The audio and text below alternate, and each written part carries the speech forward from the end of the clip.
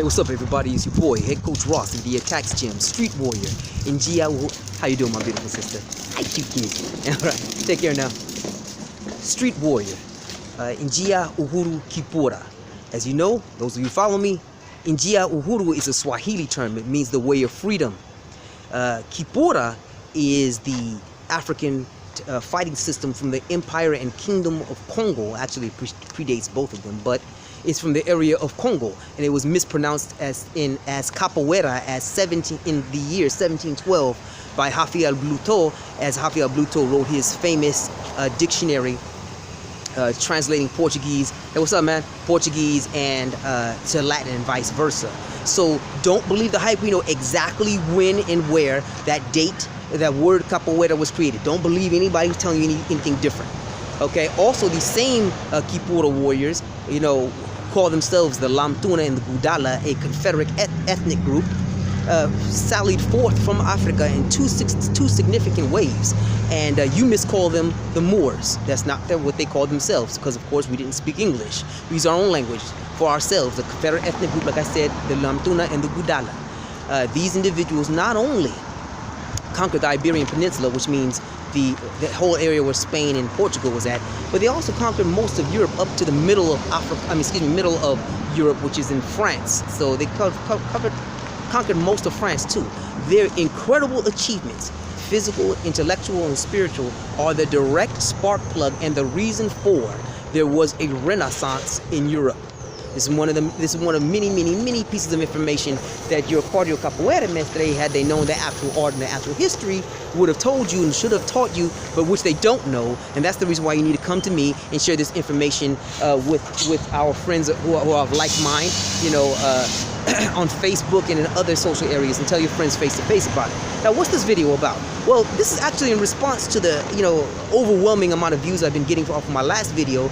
I put it up on YouTube about 6-7 hours ago, and it's already over 3,000 views. So I want to say thank you very much for the viewership, for the attention that I've gotten. And also we had something like 376, 386, something like that, comments already. I haven't checked. It's been a little while. So it's at least 376 comments, at least 378 comments since the last time I checked, which was over an hour ago. All right. I'm responding to the dominant themes in those comments, the questions in the comment section. And that was dealing specifically with the Orisha, the movements and the techniques, how to translate the spirituality there. People were intrigued by my mention of the word Smaitawi and its applications. They wanted to know what was the difference between how various Orishas do various things. How does African dance and the Smaitawi, which has been diluted and mispronounced it later into yoga, because Smaitawi and the original system of yoga, they're the same thing, from Africa, and they are actually complete systems, dietary, what's up, man?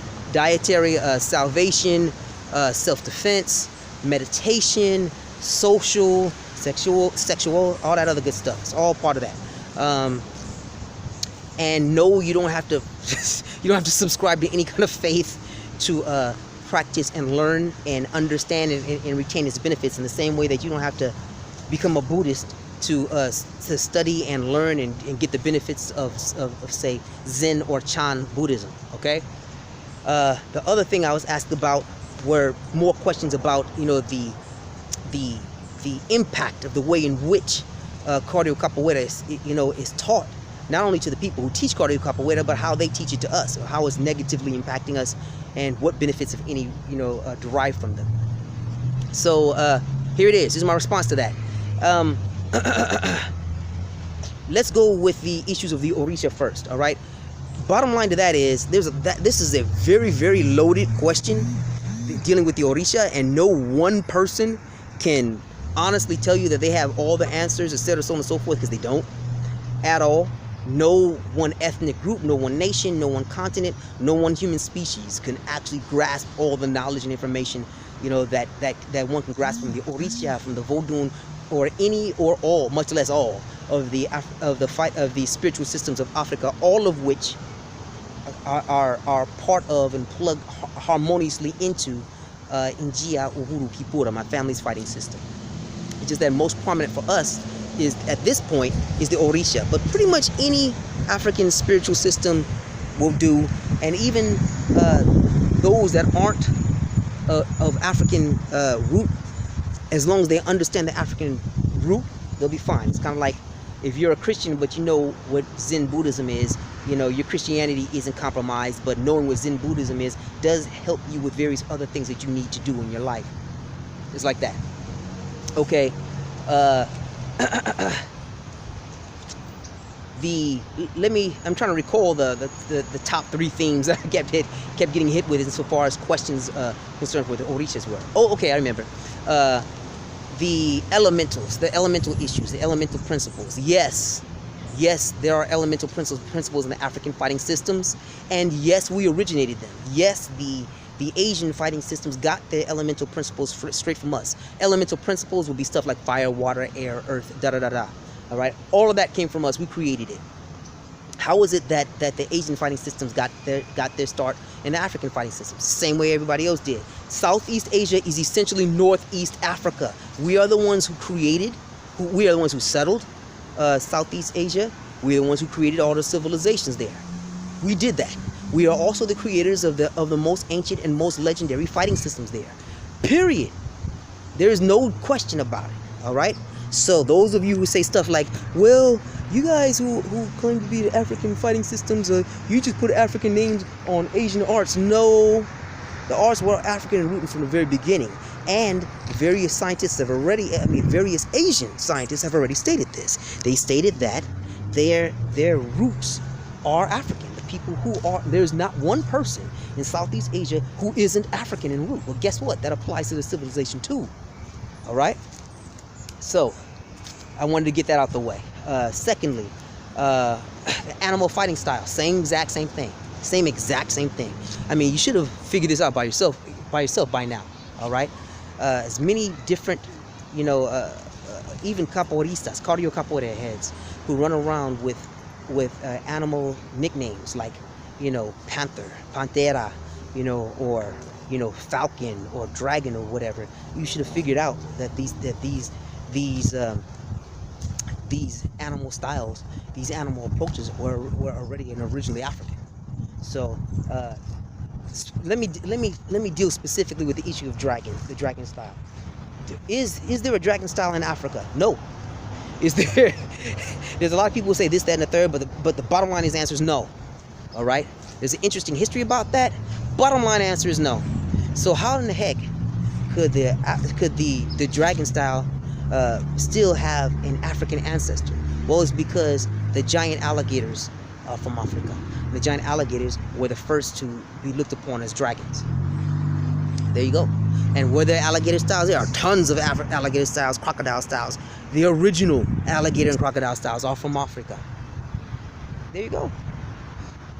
And oh yeah, my Silat friends were asking me, oh yeah, well, seeing the similarities, yeah, is like I said before, Kipura, and Kipura is the elder brother of Silat. There you go. And every single technique in Silat is in Kipura. But the converse is not true. There are more techniques in Kipura than there are in Silat. All of the styles of Silat. All right, that's just like it's like tracing the branches of the tree back to the trunk of the tree, and the trunk of the tree to the root of the tree. Everything that is the tree came from the seed. So there's nothing that a tree can be that already doesn't have its potential in the seed. There you go. That's what we're looking at with the African fighting systems. And some of my woke brothers and sisters, who kept talking about the African fighting systems, the term I utilize is Mantu arts. And I did not originate that term. That term I actually lifted from a brother named Ashra Kwesi, whose research in this area is on point. Whether or not you agree with anything else he has to say, that is on point. His research in this area is on point, so I utilize that term Mantu arts. So yeah. Now, how can I specifically help you in this regard?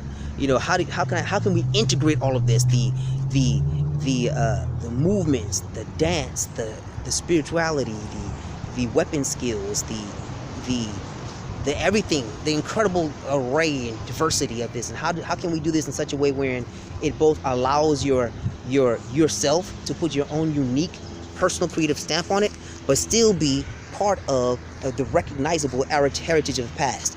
This is where I'm telling you, you need to go buy my ebooks and the companion videos that deal with each of those. All right. This is delving now specifically into the Njia Uhuru Kipura of my family. All right. Okay. So the way we teach it is you have to first learn the fundamentals. First, the fundamental postures. There's 8 of them. I mean, fundamental stances. There are 8 of them. The postures, the footwork, the transitions, etc., so on and so forth. These things are covered in the Introduction to Fundamentals Volumes 1 and 2. You can buy them together. That's 5 hours of instruction, 4.5 to 5 hours of instruction for $135. Individually, they're $93. All right, so you'd be better served to just buy them together. All right, but they're affordable. The ebooks that I have, I'm writing ebooks that break down the component parts of each of the Orisha and how they are translated through the system. It's critically important that you get the ebooks, because if you do not recognize the component parts, you won't recognize what it is you're looking at. All right, I could actually break out, say, and break out the what I said was the dance of deception of the group of Agayu of the gorilla. There's a specific, because again, Agayu being the Orisha of mountains, the ferrymen crossing rivers, and deserts. All of the animals, that live in mountains and deserts are his fighting style. He's mastered all of their fighting styles, and he knows them all. So all of the animals and all of the mountains of the world, he knows their fighting styles. He's the master of them. All of the animals living in all of the deserts of the world, he knows all of their fighting styles, and he's the master of them. So of course, people learning Agayu frequently focus on one animal style at a time, or one animal style period, because it'll take a lifetime to be highly proficient, not master. Highly proficient, because I don't think anyone can ever master much of anything. Master to the point where you're practically flawless. I don't think we as human beings are at that point yet. But that's just my opinion. You can tell me what you think. But the point is, you have to be able to break down the component parts, recognize those component parts, and see how those component parts are both done traditionally, mean that which is part of the already existing a branch of knowledge, body of knowledge, so you can recognize similar practitioners, people of similar lineage or the same lineage as you, and also recognize your individual expressions of that same skill set. Let me give you an example of what I'm talking about. Think about Floyd Mayweather. All right, Floyd Mayweather Jr. He is clearly a boxer, but he's also clearly shown the specific Mayweather style of boxing. All right. His use of the Kobe Ngao, which translates into tortoise shield or turtle shield, but which in English, here in the United States, is called the shoulder roll. It's usually called the shoulder roll or the Philly shell. All right, these skills are thousands of years old and come directly from Africa. If you look at how Floyd raises his shoulder and the blading of his body and how he has his hand up to catch. If you look at his shoulder and then you put a shield on him, because his arm is perfectly placed. It's the nusu framo, the half frame. He's using techniques from Njia Uhuru Kipura. All right, it's the half frame. You put a shield on it, you can see the body shield of Africa right there. You can also see that his hand is placed where the spear would be. All right. Straight from the motherland. Even he is using Kipura, even though he doesn't know it. All right, it's the different. So you could. When I'm saying that's an example. You can see the things he does: the shuffle step, the cross, the jab, uppercut. All this stuff is part of the body of knowledge that is known as that is readily recognizable by any boxer. Readily recognizable. Oh, that's boxing, right? Then he'll do stuff that's specific to him, and then he's like that. That's the Mayweather style of boxing. Well, that's what you will learn when you learn the component parts that I teach as far as beginning in the system is concerned of the Orisha.